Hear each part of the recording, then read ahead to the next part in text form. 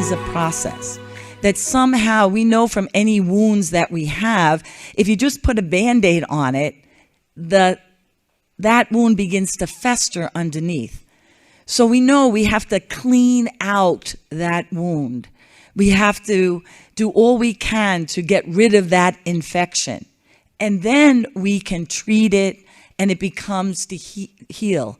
And also the scar, you know, we all have scars from different injuries that we might have had, but it takes a while for those scars to fade. So we have to not try to move too quickly, but move in the right direction towards healing for victims, for change in our policies and procedures.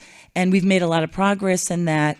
And then change particularly in each one of us.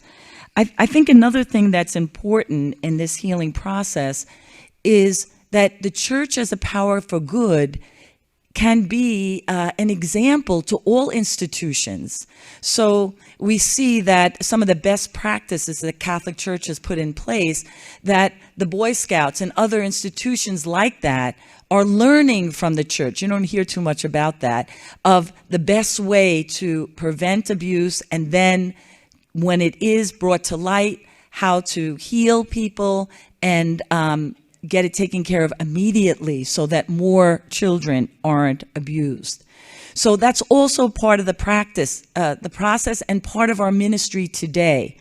I heard Father Hans Zollner, who is in the Vatican, the head of Safe Environment, and speak powerfully about this is our ministry now, and that the church's desire is to heal and prevent abuse in all aspects of life, in our families, in our society, and particularly, most especially, in the church, so our children can remain safe.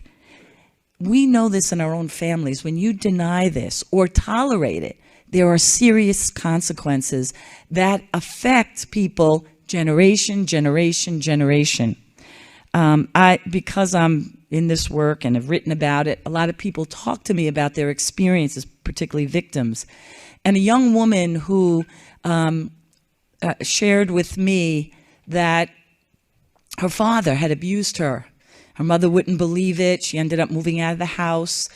And later on, when the whole sexual abuse for clergy came about, her father told her that he was abused when he was in a Catholic school by a religious brother, and he never dealt with it. And then he ends up abusing his daughter.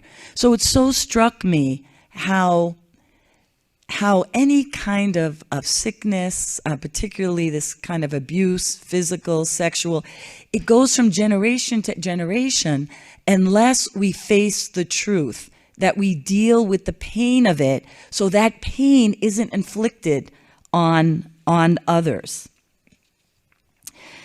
I think, too, that the only way that we can continue in this process of rebuilding the church, of the church once again being voice for the oppressed and certainly a power for good, is to demand accountability, transparency in our church, and continue that in our own lives and our own families.